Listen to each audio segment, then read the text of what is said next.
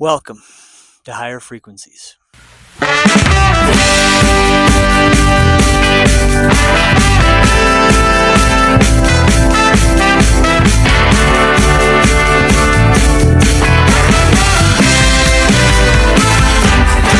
do you go every time you leave? Why do you always gotta go somewhere away from me? I keep wondering if someday you'll just keep holding on. And like a fool, I just keep waiting till the hurry comes. If you could find your way back home again, I hope you can find your way into my arms again. Howdy, folks. We are back. We keep rolling with the story. Finally, I am off to Spain and going to meet my dear friend Bea. And so, again, I had mentioned to her in episode 5 that we had just met through the Gene Keys, so doing the Dream Arc together. And again, it was just like so grateful to finally have someone that I could talk to about consciousness and that what I was experiencing, the true nature of reality, and understanding that it's kind of like reality is a mirror of like our internal world. And like this is what all the sages and saints, and again, as within, so without, as above, so below.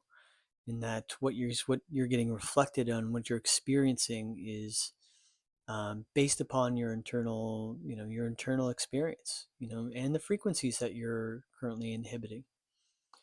But anyway, so it's nice to have someone as I'm like having these experiences to be able to talk to someone, because I've had, I've mentioned before, like Jessa Reed, she kind of like saved me, not saved me, but like save my sanity as you're going through these profound experiences and be like, none of this is real. What is it? And then, in your initial stages of awakening, just being like, totally in the clouds, and to be able to ground yourself, to know that and then now it's just like, that's everyone in my Instagram feed. And it's just it's like, people who are just so unbelievable, like there's wizards and you know and goddesses, and just doing amazing, beautiful things, sharing their story of consciousness, and that wave is just flourishing all over the world. It's just wonderful. But for me, it was just a profound gift. And that, yeah, it's part of the awakening process, is that you do this work alone, because you got to do the shadow work. You got to go through your stuff. There's a lot of aloneness to be able to weed out this stuff, and you need a lot of alone time, typically.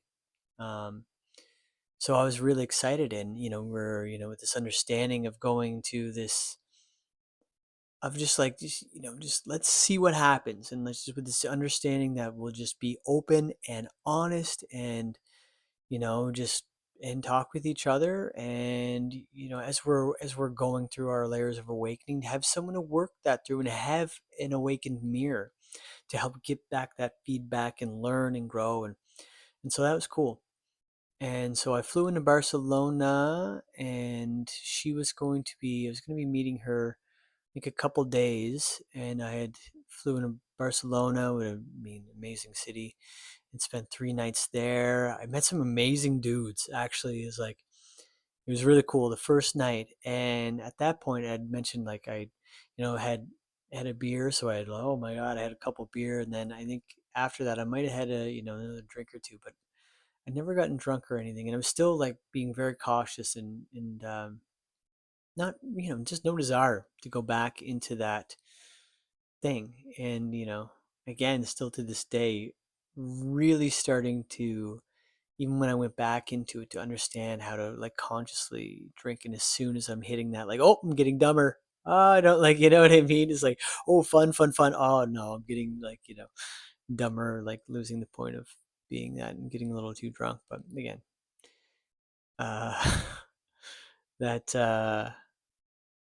yeah, I do. I don't need alcohol to do a lot of dumb things either. But yeah, and I met these amazing guys, and there was like Guillermo from Mexico, a couple guys from the UK, like John, and and then the French Canadian guy, and we really just connected. And I met them up on the rooftop, and they were, having some beers or whatever. And I was hanging out with them for a while. Then they were going to get more beers, and I'm like, well, again, reality was kind of pointing. I was the only one not drinking. I was like, well, all right, I'll get a couple beer. And that was the first night I kind of had like, I don't know, three or four or something like that. And I was like, oh my God, it was like, and this is fun when you don't drink and can have, a little bit and have a good time. But we just had this amazing, like, it was almost like it was like a men's circle of like, but like having some beers where we really just got into what we were dealing with, and where I kind of finally, I guess, because I was being really cautious about it for those couple months after, where the universe just gave me like, bro, you're finally out of here. You're having this trip. Like, go have fun. Because I started having this, my first experience of really channeling and just telling about my experience and saying how like I didn't really want to drink because like I had been drinking, but I've been drinking to numb myself, right? Because I wasn't healed. And I just didn't want to feel that pain or ready to feel this pain. So it wasn't for, exploration of having, and it was too, of course. Like I was always happy when I drank. It was never to like, I'd never feel sad or like, when I'm drinking, but I could tell that like it was just covering up my unhappiness or like this boredom of like doing this job and not, anyways, it just wasn't good.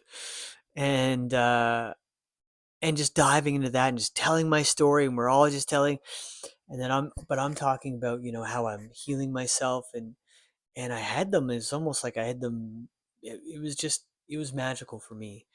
And we're, again, this channeling part where it's like not even me talking, it's just like I don't even know who's saying this stuff, but for 30 minutes this constant stream of consciousness, which can, heck, it can even happen when I'm doing a little bit of some of these podcasts to a certain extent, getting into that flow state of things, but maybe not so much. But anyways, that was just really fun. Had a really nice night with those guys, and then a couple nights later was, or a day later, meeting Bay in the park, and I still remember being like, this anxious thing because God love her. I mean, she's a gorgeous woman, and I think we both kind of had, I guess like hopes of, we're both kind of good looking, whatever, who knows, but not having any like, expectations, and it's just being like, we're friends, and we'll meet. So there's a little bit of that, but it was just nice. She was just a, a wonderful, kind soul. And then a couple days later, we went to San Salvador and just in those little beach town waiting for the mountain home to get ready. The place that she was house sitting. And yeah, and that's where I kind of fell back in love with my little beach scavenging part of myself. And I talked about that actually, I think in one of the episodes where it's like, that's where I guess through the dream arc, through like my little treasures and stuff, was just like collecting these shells. And when you're on a different kind of a beach in a different part of the world, you're seeing all these different kind of shells and different, different geodes and different rocks. And I was like, oh my God, these are so cool. And having this, experience of, just collecting those in days and just walking long walks on the beach and then just working on, gene keys and just us talking and chatting. So, and we finally got to the house, and not finally, but I guess 6 days later after in Spain. And it was, I guess, probably about an hour and a half outside of Barcelona in like the mountainous regions. It was like pretty secluded, but this place was just like fucking incredible. It was like I called it like the mini castle. Like it wasn't a very big house, but it's just this beautiful. And I don't know if he was an architect, but they were both, no, I don't think he was an architect, but they're both professionals. So they both had, good jobs. And it's like in-floor heating and this amazing stonework and like this old ancient like beams running through the house. I remember doing a video and sending it to my dear carpenter friend Gav, and just being like, "You love it!" Like it's the, the stonework and just the architecture of this place, and like the kitchen was just really. The kitchen was one of the bigger spots of it, and then it had this like courtyard with this old like this wooden doors and huge red wooden like gates or whatever, and then there was a gate around it. Really nice, just a really beautiful piece of land, and just a really cool place to be able to go and just spend some time and get to know each other, and for me to have the crazy experience, these really intense experiences. And that's actually when it was there that I actually fell in love and kind of got into my coffee snobbery, because it was funny. Before, I'd always just, had drip coffee and stuff. I don't even know why I tough it, but it did. It became like this love of mine, because there was this like super fancy espresso machine there. She didn't drink coffee, and so I had to learn how to use it, right? And so I started making lattes, and I was like, I had never drank a latte before in my life, and getting actually good coffee to go into it as well too. So it just like totally changed everything for me. And from that point on, and even when I got back home, I still never splurged to get the nice espresso machine. I just used like the mocha pots or whatever, which they work great. Um, and just instead of having these like making this whatever subpar drip coffee and doing the thing, and I'd wait until like, and yeah, I'd also wait until like 10 or 11 o'clock until I actually felt tired. And because part of my routine and stuff is to get up and work out, and like I didn't need like that's when I feel great and alive, and I'm just like ready to go create. I'm ready. It's my And I think that's even in my astrological chart or whatever, from like 10 to 11 is like my prime time. And that's when I always say my mornings are sacred. It's like I don't book anything in the morning at all. It's always like, that's when I'm like raring to go. And I love my routine and it drives me nuts when I like get out of that thing. And although it's good to shake up every now and again, and it's really good to play with that. And I think it's healthy as well too, not get stuck in your ways. And I've had experience of that where I'm just kind of doing the same thing and it's almost monotonous, and I'm like, still just writing this thing, and I'm not really outputting something and doing something else. But yeah, so I'd wait until I kinda got tired and take the time, because it takes more time to make the coffee and take this, 15 minutes to make this one nice cup of coffee. And then also to have this special cup where it's got a lid on top of it, and sip the coffee for like an hour. And that would be enough for the day for me.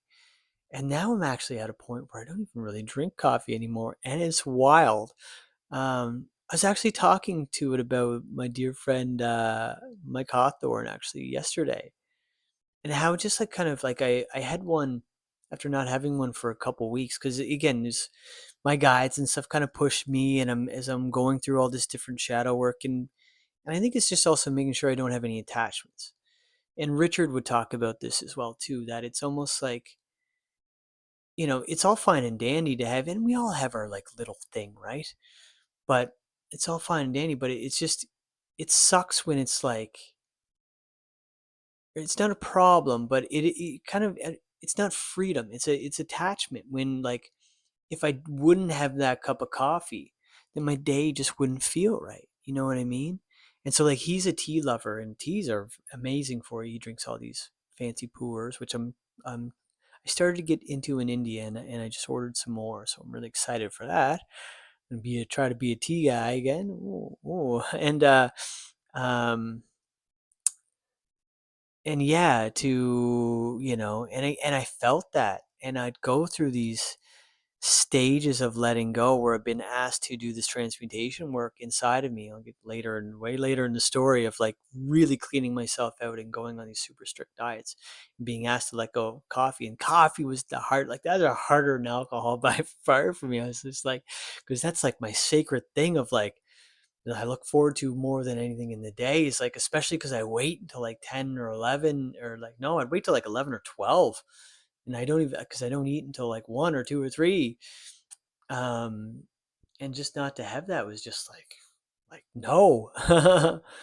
But then once I let go of it, it's really not this needing of it. And when I've had it after like say 2 or 3 weeks of not having one, it's just like, just tastes different. And then you start to realize that it's that kind of addiction to the thing. That's when you sip it and you're like, because you're just waiting for that thing, right? that being said, I'm still like, I still love coffee, and I'm still kind of, finding what's better for my body. But I've been drinking some matcha lattes, and kind of, but it's not the same. But anyways, just playing around with what I'm doing. And I got too much to talk about than keep talking about coffee. But so this was just it was a magical place, and it was very cool. And so, of course, me being me, the first night when we got there, and still, like, I had not done the mushrooms, I guess, since that other, which would have been a pretty good period. I don't know, maybe a month or two, but still. And I think it's something that we wanted to do together. And so we took some mushrooms that night and kind of like had this interesting experience. But I had this other experience where it was, again, just once I've like having these wild experiences of dealing with these,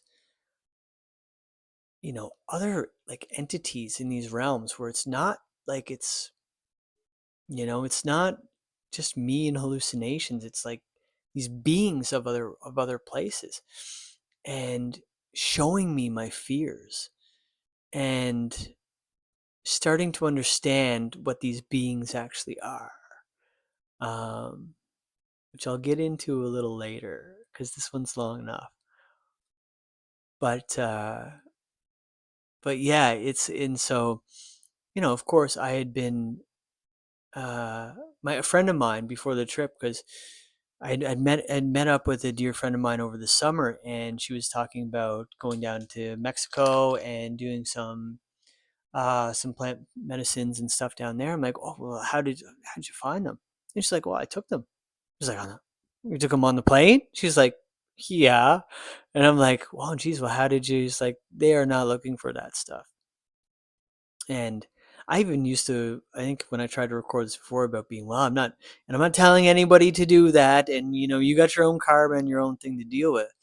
But, before I left and going into this thing, even in the other realms, in the DMT realms, I would get guidance from the being saying, like, you're covered. Like, do not worry. We got your back. It's like, and also that is that you create your reality with your own thoughts and minds. So, regardless of when I travel and stuff. And just using common sense. Like, if you're taking mushrooms, it's like, come on. It's like they're not looking for mushrooms.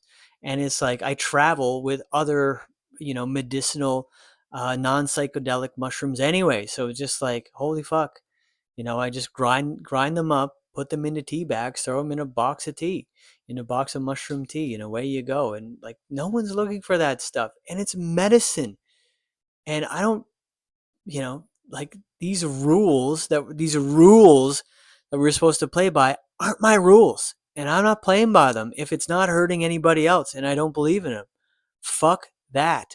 It's just like these crazy laws about, I won't get into that or give that attention, but it's like, no, this is the changing of the game. It's us taking our power back, and us creating our own reality with our own, and breaking down these systems of oppression and not playing by those rules. And so, and again, I'm working on expanding my being consciousness, and ultimately, doing some collective work on those things. By, again, the best thing I can do for everyone else in collective consciousness is be the best version of myself, and by going through these experiences and weeding them out to a certain, again, I keep foreshadowing at what's coming. um that it's just, it's kind of my right. It's like the shaman traveling with ayahuasca. They don't even think twice about it when they're traveling with their medicines. And so, and the other thing that I really like is, edibles. And I mean, come on. So you got a bag of, like, I just took my edibles, or like gummy bears, and threw them in a bag of candy. Threw out the other candy and threw it in a bag of candy. It's like, there you go. And just to tell people that, and you don't have to be worried, because you're always like, my God, if I lost my passport. And for a traveler whose passion is like, that's your huge fear, right? And so, there's a funny thing during this trip, was like, they confronted me with that, and they're like, well, you're getting access to these, like, other layers of consciousness, and you have no idea what it's doing towards the great change. And like, you breaking these rules means like you broke this thing of like, and you're gonna have to go to the police station and turn yourself in tomorrow. And if you don't do that, then the whole rest of the world is gonna suffer because you're one of the keys in the the puzzle piece in the system, and like that's gonna be a corrupted piece because you broke the rule, and like we have to play safe, and like we can't break these rules until the game changes or whatever. But really what they were showing me and teaching me, and like I was believing it and I surrendered to it. I even went to Bay and was like, I think you're gonna have to take me to the police station tomorrow. And I was just gonna turn my side and be like, I traveled with these things. But again, when you're in these states of thing, it's like, and it's almost like it's testing me. Is like, how much would I sacrifice for the collective? How much am I willing to go? How much would I be willing to give up? And then to also show me that these things are just absolutely like, it's to get over them and confront all these fears of breaking any of these rules, heaven forbid, and that aren't harming anyone. And so it's just allowing me to deprogram myself from all of these dumb rules. And then so that's been great. So I like to, again, I don't want, I'm not looking for attention, and I'm not advising anyone. It's a podcast of, I'm just saying what I do and what I believe in, and and that's it. And again, is these things become more, and that's all I'm saying. Disclosure, don't come at me. And yeah, so that was yeah, that was profound. And then things just started kind of fall, and then beautiful synchronicity started happening. I got it. It was really funny that the first, I don't really have to mention that, I guess, but it's one of them. Like, I got a message from the guy who's putting on the ayahuasca ceremonies in New Brunswick in Canada, and because I was like, well, wait a minute, isn't the shaman was actually from Spain? And it turned out where I was in this house was only like an hour and a half away from where he was in his village. So I'd contemplating tried to get a hold of him and seeing if I could maybe meet up with them before he left to come down, but it never worked out, and it wouldn't be until Peru until I had that experience again. Um, I do believe, and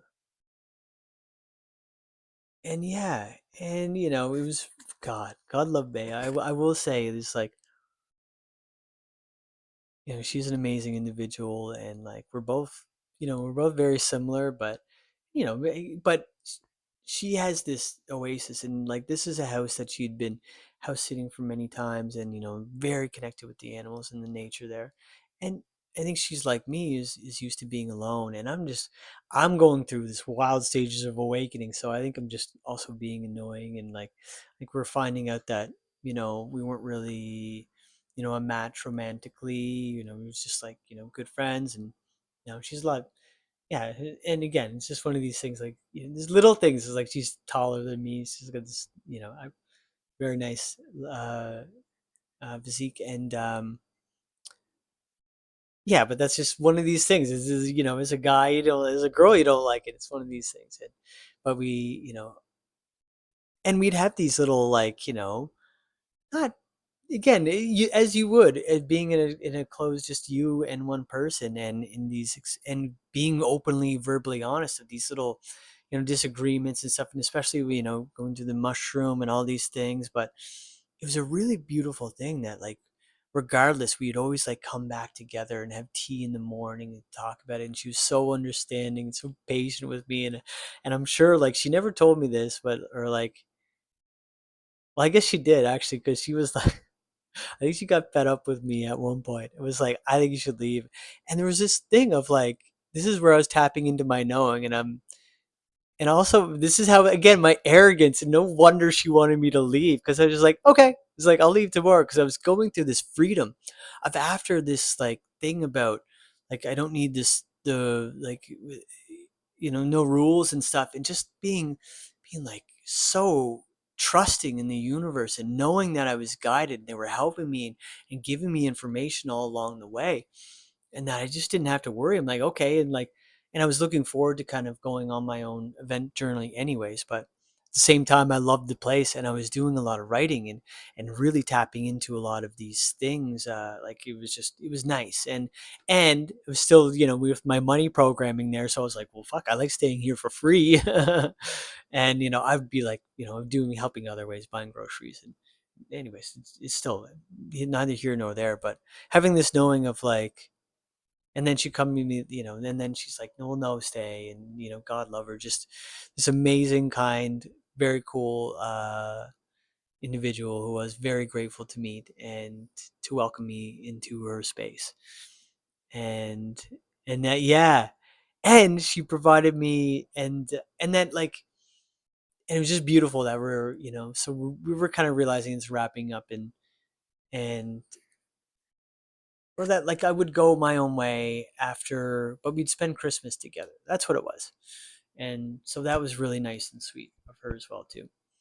Um, to have, so yeah, it was really nice. It was just like had this amazing Christmas dinner, and and we went to. Oh wait, but before that, I got to get into this like the experience, and so in Christmas time, of course, I ate quite a bit and just really had a good time with all this new coffees and getting into writing more and just diving into things.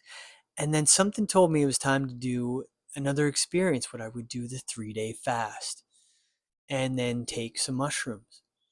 And then, so that's what happened when I was with my friend in the woods and tapped into this other side of myself that was like, holy shit, I was just this future version, like 20 years down the road or 10 years down the road.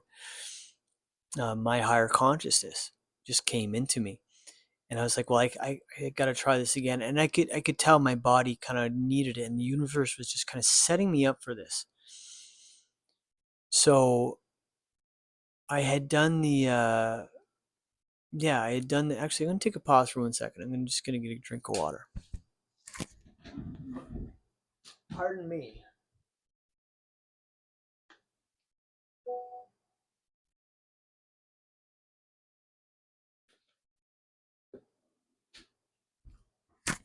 I'm hoping here my phone's not gonna die. But yeah, I had, so after that, I had taken the, so again, do the 3-day fast and do 5 grams of mushrooms. And so I did it and just laid down and started getting my meditation as I do, because still at this point I'm still having the very visceral body experiences of going, of my body going through the process of getting back into the DMT realms, because again it's like once I open this gate up, it goes into this other thing where there's other beings and entities I'm getting a, I don't want to there. I think my phone's gonna die, so that's why I'm losing something on here. But I'm gonna try to keep going. We'll see how it goes. And so about an hour in or an hour and a half in, I get, confronted by this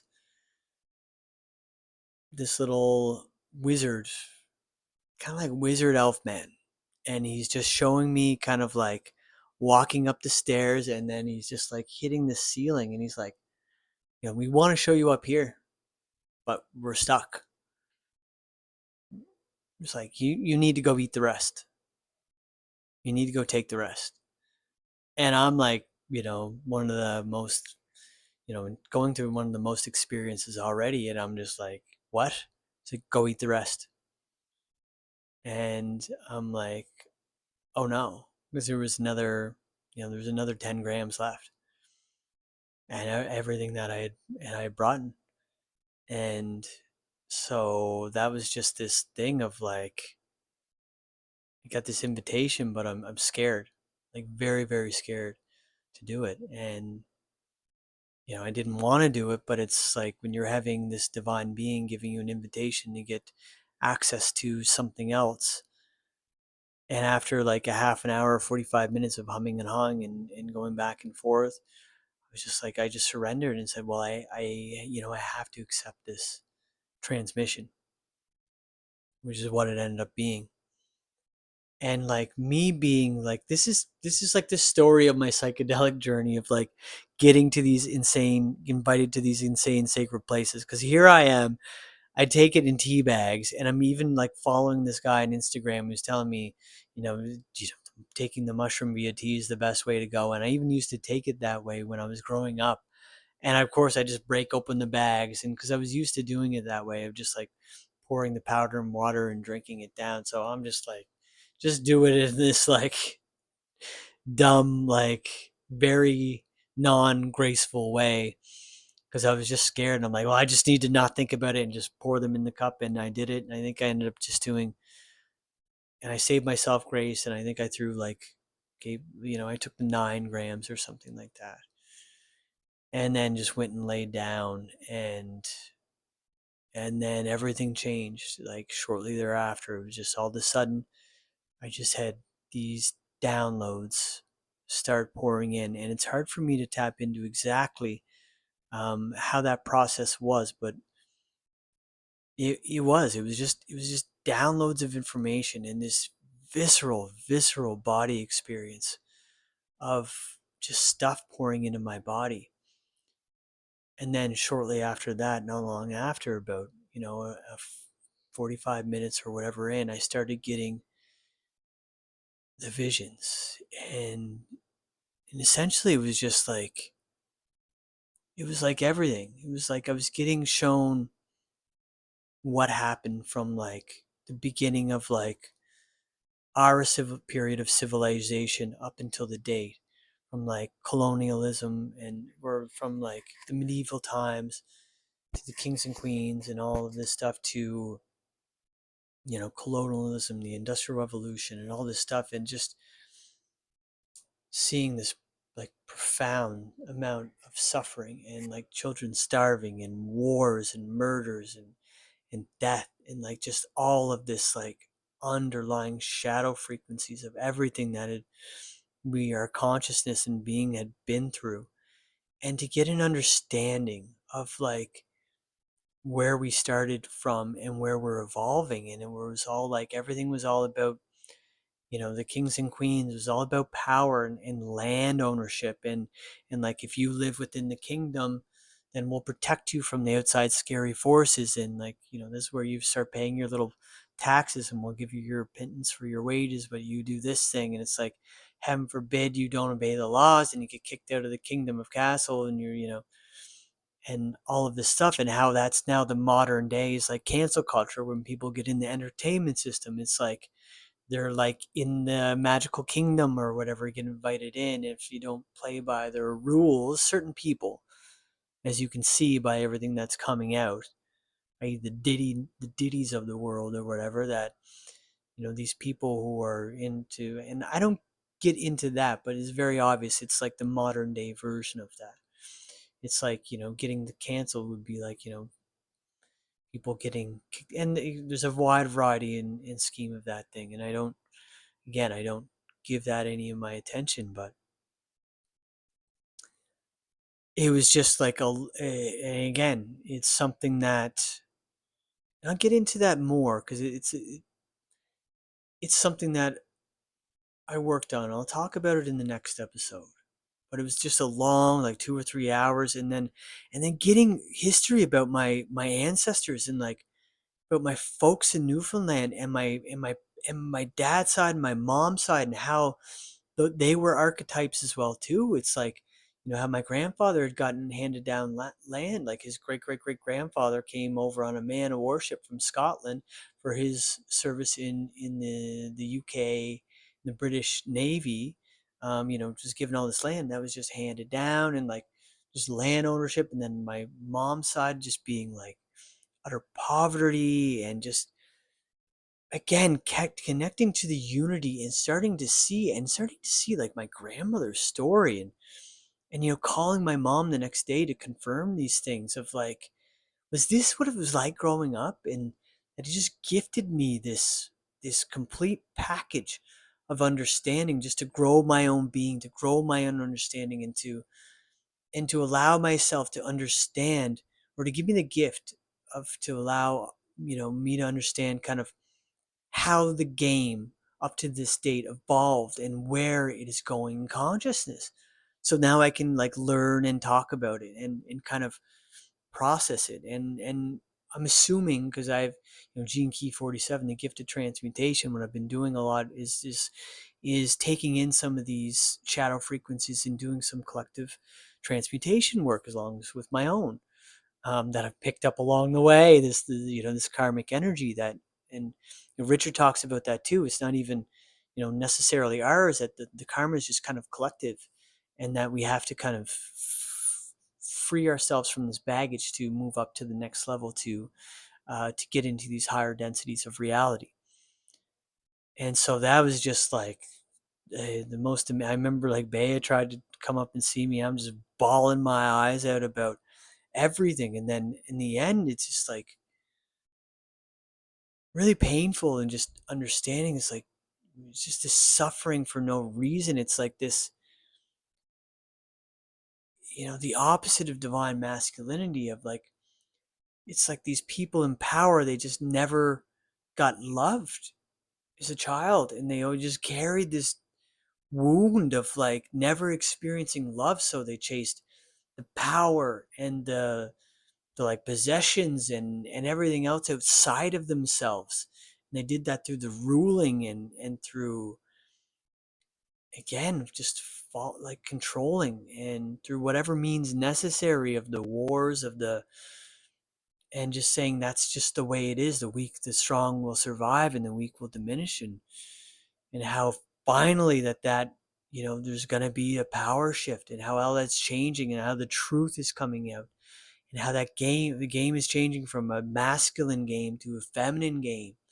Now we're all freeing ourselves from these crazy structures and understanding what true masculinity is, and true like divine feminine is, as well. And I'm not learning much about, yeah, and just what we can do is, guardians of the galaxy and keepers of the earth, and to heal Mother Nature and to come back, and that we, to work together and to start building communities together again.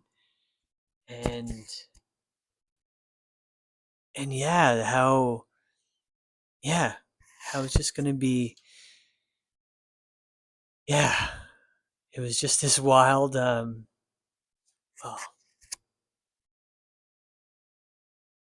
I'll get into that too. But that's really what kind of changed it all for me.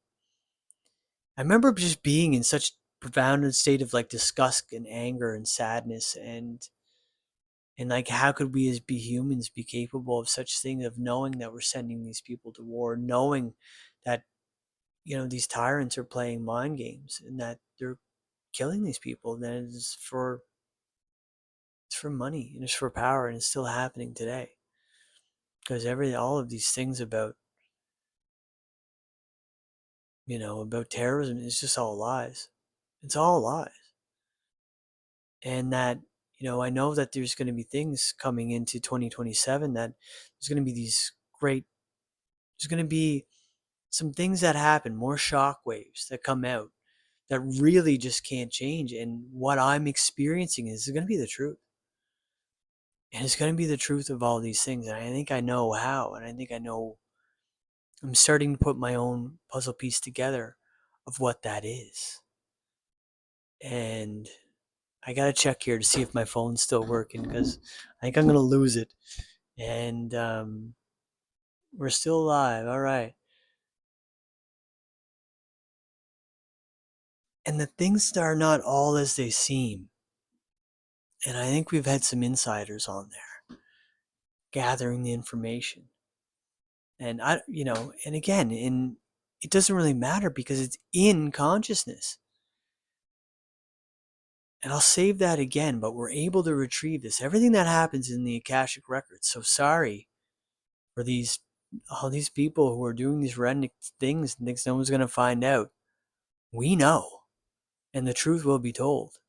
And that's kind of like, again, it's just part of the thing, and still not there on that side of it yet to be able to, because we still are all one thing. And I still believe me, I've gone from being the angry and like, fuck this thing. But it to me, it's just not giving that side of things any energy. Just saying, fuck that. We walk away and we build our own new systems. And that's it. And Terrence told us that all along, you know? It's like, how do we get away from this corporate greed and structure and paying taxes and all this stuff? We just don't participate. We just say no. We come together as a collective. And, we form our own communities. And, when the only reason why we play this game, the only reason why we have these rules, and the only reason why we, believe the money is real, is because we agree to the rules and consciousness. And if we agree to a different reality, that's what we play the game by. And for the love of God, Mother Nature provides every single thing that we need for free for us.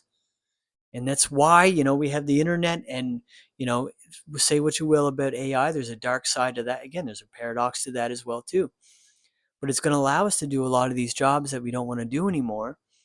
And then it's just the technologies that are coming online that's going to give us, stop the fracking and the drilling. Like this brilliant, I think he's a 27 or young under 30, African American man or man who's like built this like crazy amazing machine that like takes plastic, like just plastic, and throws it into this machine, and it turns it into gasoline. It's apparently even cleaner gasoline than we're getting now. And of course, they tried to kidnap and kill him too, as they did with everyone else. But we're past that part of the game. You can't hide it anymore, and there's no more energy going into the old thing. And so he's not doing it to try to, in the old thing, you could go take millions of dollars and be rich forever. No, no, no. He's just open sourcing it. He's putting the plans in and showing it so we can take it. We can commodify it and we can make it. And then, so we can, end all the drilling and stuff, make these machines and use gasoline to make gasoline to clean up the fucking plastic, stop making plastic, clean up all the plastic on the earth that way, and use it to run the cars until we finally go to the hydrogen or the air or the next thing that was already created. But we killed the guys, of course, or we did, but they killed the guys because that would have ended their fun little game of enslaving everyone else for their profit. And I have much more to say about that too. And that's how it got into, yes, and that's where it got into the twistedness of it all, of like where you see this pedophilia and this like sick, demented stuff coming out, because not only did they, they obviously don't have connected with their heart and are not able to feel it and stuff. It's just like, it's the same thing with the royals, and it's like, I got some funny stories on that, but where it's like the inbreeding and all this stuff, and then it's like where it got so weird because they're not allowed to be human. It's like, because they're, they have to be, they have books where they're not allowed to say the word toilet. And it's like, that's just not who we're supposed to be. So you have to pretend your whole life, and it just makes you into this.